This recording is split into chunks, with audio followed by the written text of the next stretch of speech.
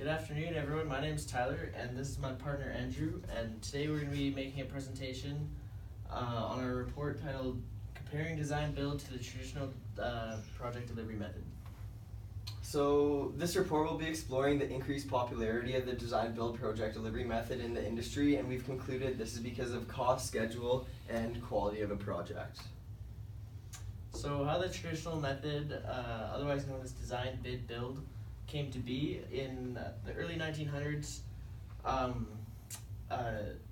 Construction associations for contractors and architects started to form, and that began the separation of designers and builders, who previously were almost always collaborating using a delivery method known as the master builder.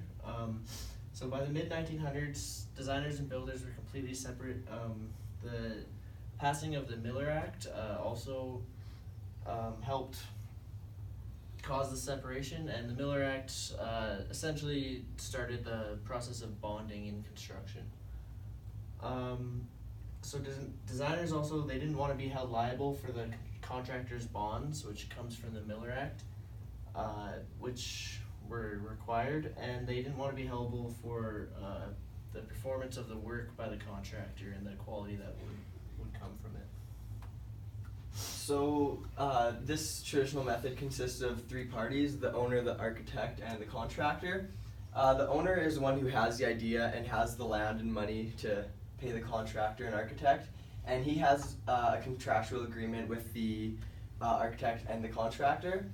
The contractor is the people who provide the methods, labor, equipment, and materials to get a project done, and he has a contractual agreement with subcontractors, and with the architect he has an indirect contract, which is a legal responsibility.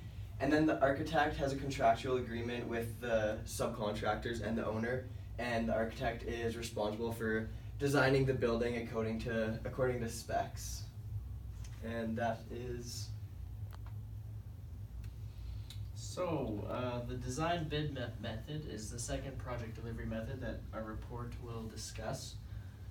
So it's a reformation of the master builder method that I had mentioned previously.